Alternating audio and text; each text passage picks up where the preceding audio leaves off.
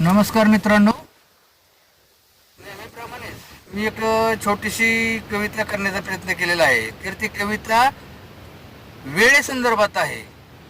आता सध्याचा चालू जमाना हा धावतो युग आहे, स्पीडचा जमाना आहे. त्यामुळे प्रत्येकाला घाई गडबड आहे. तर या वेळेसंदर्भात मी एक छोटीशी कविता सादर करतो. ती कविता ऐका. 12 तासाचा प्रवास 4 तासावर आला तरी माणूस म्हणतो वेळच नाही मला. 12 तासाचा प्रवास 4 तासावर आला तरी माणूस म्हणतो वेळच नाही हो मला. 12 माणसाचं कुटुंब 2 माणसावर आलं तरी माणूस म्हणतोय वेळच नाही हो मला. 4-8 दिवसांनी मिळणारा निरोप आता 4 सेकंदात मिळतोय तरी माणूस म्हणतो वेळच नाही हो मला. 30 मिनिटं नाही तर फ्री अशी सुविधा मिळूनही माणूस म्हणतो वेळच नाही हो मला.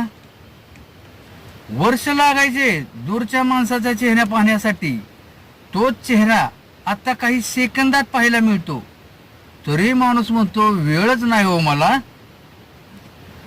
घरचे मजले वर खाली करण्यासाठी लागणारी शक्ती आणि वेळ लिफ्टमुळे एका सेकंदावर आलाय तरी माणूस म्हणतो वेळच नाही हो मला.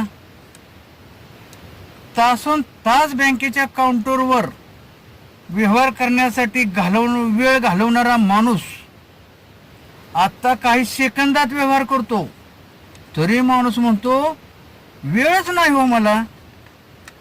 काही आठवड्याचा कालावधी लागणाऱ्या आरोग्य तपासण्या आता काही तासात होतात तरी देखील माणूस म्हणतो वेळच नाही हो मला. 2 व्हीलर चालवताना एका हातात हँडल एका हातात मोबाईलवर बोलत असतो माणूस, कारण थांबून बोलायला वेळच नसतो, वेळच नाही हो त्याला. कार चालवत असताना देखील एका हातात स्टेअरिंग एका हातात मोबाईल ठेवून तो व्हॉट्सअप पाहत असतो, कारण वेळच नाही हो त्याला. रस्त्यावर ट्रॅफिक जॅम झालं तरी 2 लेन्सला ओव्हरटेक करून 3ऱ्या लेनने प्रवास करतो आणि पुढे जातो, कारण वेळच नाही हो त्याला. 4 माणसात बसला की तो अस्वस्थपणे मोबाईलमध्ये बोटं घालत बसतो, कारण त्याला कुठेतरी जायचं असतं, कारण वेळच नाही हो त्याला.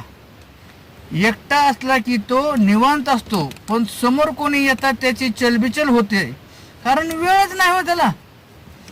IPL साठी वेळ आहे, चित्रपट पाहण्यासाठी वेळ आहे, टाइमपास करण्यासाठी वेळ आहे, सटरफटर कामं करण्यासाठी वेळ आहे, पण स्वतःसाठी वेळ नाही, कारण त्याला वेळच नाही हो. वेळ आणि जीवनात सुलभता यावी म्हणून अविरत काम करणारा माणूस वेळच नाही म्हणून कांगावा करतोय, पण 24 तासाचं गणित अजून तेवढंच आहे. मग वेळ नाही म्हणणारा माणूस वेळ का मारतोय हेच कळलं नाही, म्हणूनच माणसाला वेळच नाही हो. तर ही वेळेसंदर्भात छोटीशी मी कविता करण्याचा प्रयत्न केलेला आहे. तर ही कविता तुम्हाला आवडली असेल तर कमेंट बॉक्समध्ये सांगा. धन्यवाद धन्यवाद धन्यवाद.